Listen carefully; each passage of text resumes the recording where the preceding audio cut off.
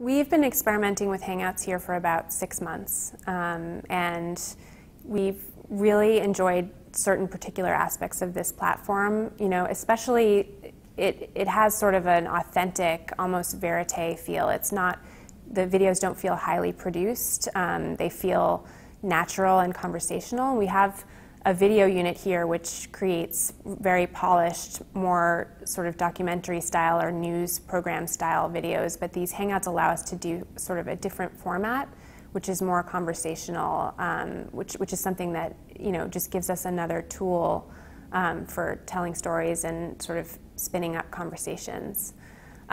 So we've done a bunch of Hangouts on our sports desk, which is sort of how we cut our teeth on Hangouts, and we did a lot of Hangouts that were really fun and really well-intentioned, but were sort of experiments in the making. And one of the first Hangouts that we tried that was really ambitious and a little bit more polished was a conversation with 5 of our New York Times readers and our op-ed columnist Nick Kristof and Susan Rice, the U.S. ambassador to the UN.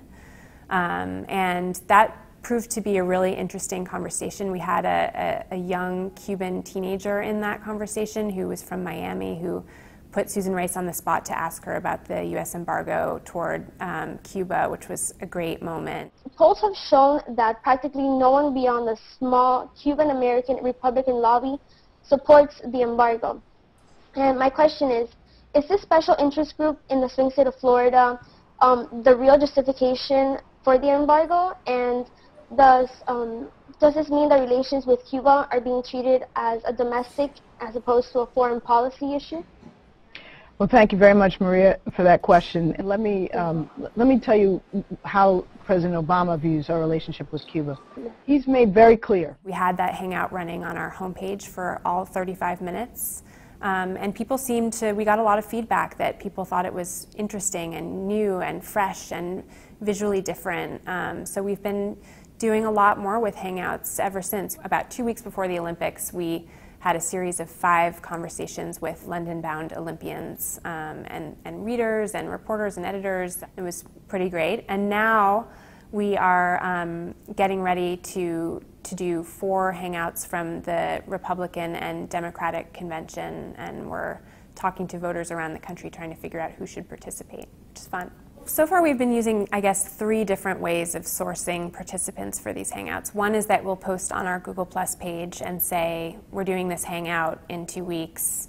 Who wants to participate? Tell us a little bit about why you're interested in this discussion and what you'd have to offer, and then we'll go through and pre-interview whoever raised their hand there. And similarly, we tend to post on a New York Times blog with a sort of long description of what we're looking for, and then we collect comments, and then we reach out to the people whose comments, you know, we think are worth following up on to be participants. And then the other way is just sort of traditional reporting. For these political conversations that we're doing, we want to make sure that they're very, you know, diverse and well-rounded, and so we can't totally count on volunteers from our pages, so we've been going to some of our sources. For instance, we definitely want to make sure that we have some people who are involved in the Tea Party represented in these voter conversations. And we've asked our political reporters and editors for sources, and we've gone and talked to some Tea Party organizations to ask for people that we might reach out to for pre-interviews. One of the coolest things about these live Hangouts on air is that when you create one, it gives you embed code to embed the live video wherever you like. And it's also airing simultaneously on your Google Plus page and in your YouTube channel. So it airs in those 2 places, and then we tend to embed it somewhere on our site, whether it's in a blog or like the Kristof and Rice Hangout we put on the homepage. So it's running simultaneously in many different places, which I feel like is a very contemporary way of dealing with live video, which is that you can't always count on the fact that someone's going to be available to look at this page on this website, but they can look on YouTube, they can look on Google Plus through their Google Plus app. It's available to them wherever they are, whether they're on their mobile device or their iPad or they're on the web, which I think is a neat thing. We generally haven't done a lot of internal editing of these Hangouts because, again, I think part of what's nice about them is the authenticity of them. But we tend to trim a few seconds or a minute off the top and the tail of the video to make sure that it's sort of smooth.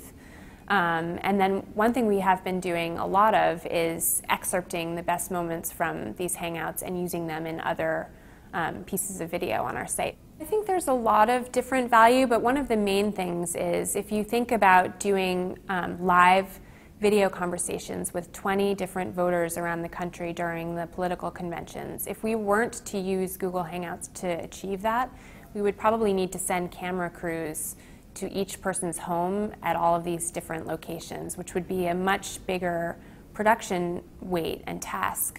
So it's sort of a lightweight way to access people in further reaches of the country or the world, which I think adds an enormous value.